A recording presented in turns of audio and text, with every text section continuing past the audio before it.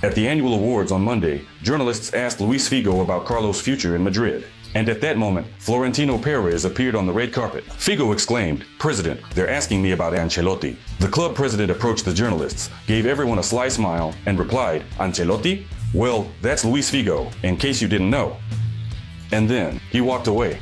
Perez, of course, was joking because he's not ready to tell us what we suspect. According to many sources, the club wants to give Carlo a proper send-off. This could happen soon, right after the Copa del Rey final, or a little later in May. Several parties are interested in this decision.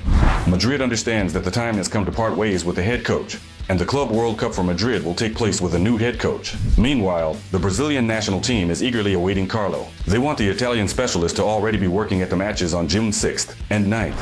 Bayer is also awaiting the final decision. CEO Fernando Caro has set a deadline for Xabi Alonso. The coach must inform the club of his decision to leave within the next 3 weeks.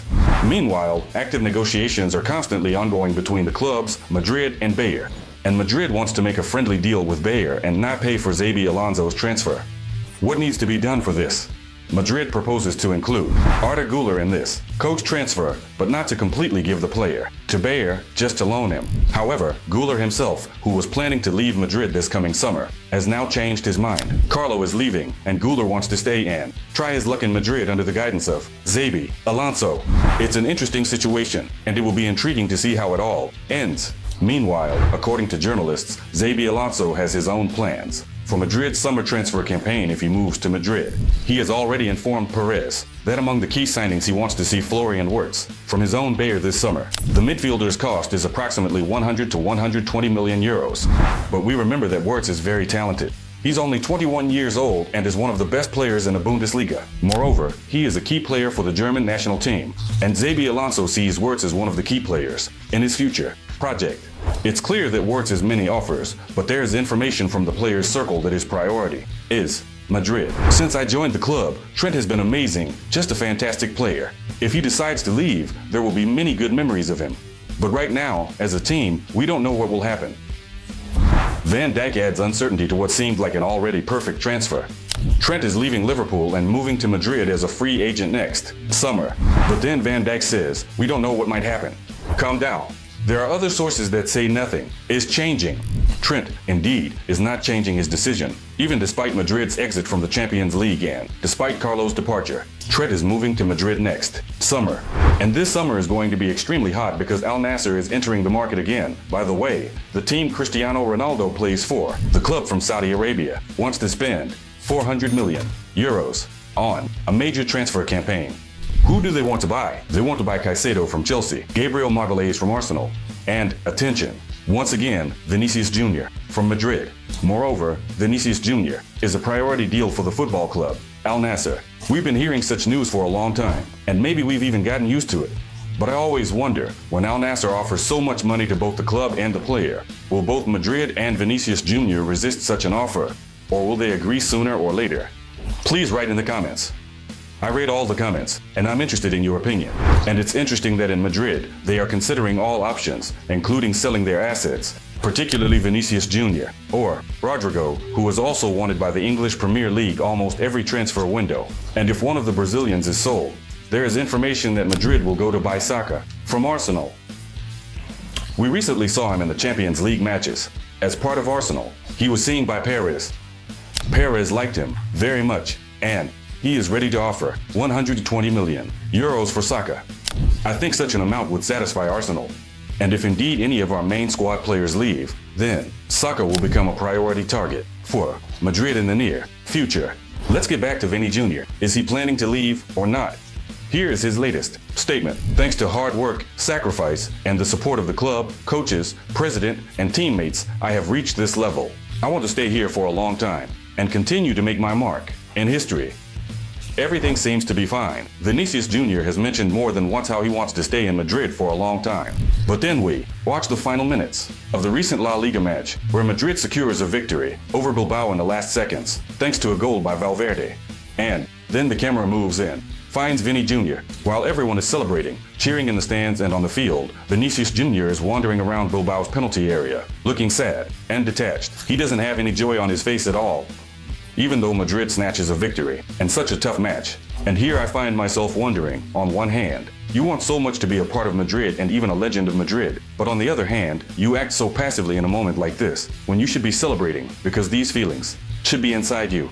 It's a very strange situation, and I don't understand what's happening here. A few more transfer news from insider Fabrizio Romano. First of all, regarding the players who are most likely to leave our club in the summer, at the moment, there are no negotiations between Madrid and Vasquez for a new contract. Considering the possible arrival of Trent and the return of Carvajal after injury, there is a high probability that Lucas will leave in the summer.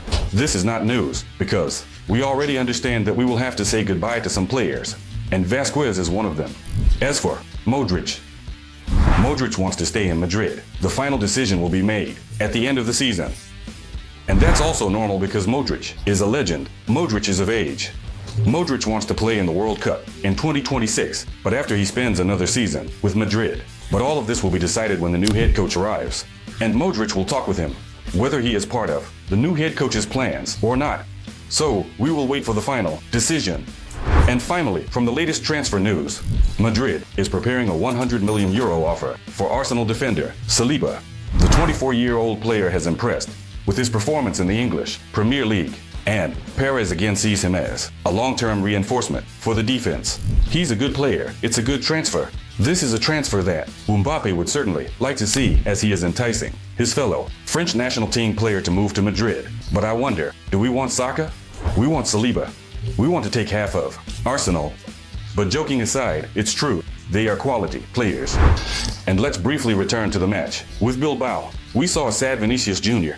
But here's the reaction to Valverde's goal. Mbappe, who was suspended for this match, was occupying his place in the VIP box. And this exuberant joy shows how involved the Frenchman is with the team's affairs. Yes, he's not playing.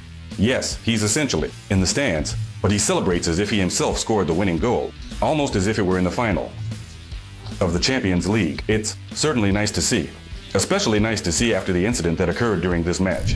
On the large stadium screen, they showed Mbappe, and loud whistles and discontented shouts echoed throughout the stadium. In short, Mbappe was booed by the fans. That's how quickly fan love can change. Not long ago, Mbappe was scoring, and they gave him a standing ovation. And now, after Madrid's elimination by Arsenal from the Champions League, after Mbappe sending off in a tough match against Alaves, he's being booed. Describe what your attitude towards Mbappe is right now. Do you also blame him for something, or do you have no complaints?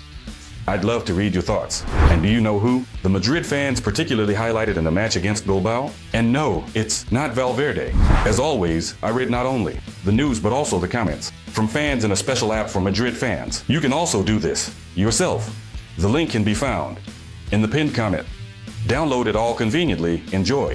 So, Tchouameni won 13 duels, made 4 interceptions and 2 tackles, and thrilled the fans. By the way, remember that he too was booed at one point this season. But now, they admire him.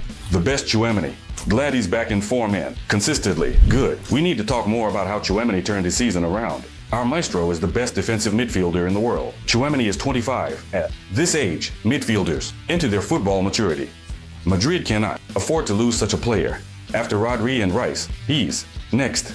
And indeed, Tchouameni has improved significantly, which we can only be happy about. We have a tough week ahead, and I hope that we will have more reasons to be happy. First, La Liga, a match against Getafe. We need only a win in the championship race, and then the Copa del Rey final, and it's a new El Clasico. And I think you all understand. We love and believe in Madrid. I think we have good prospects to take the trophy and fight for the championship this season in La Liga. With that, I bid you farewell.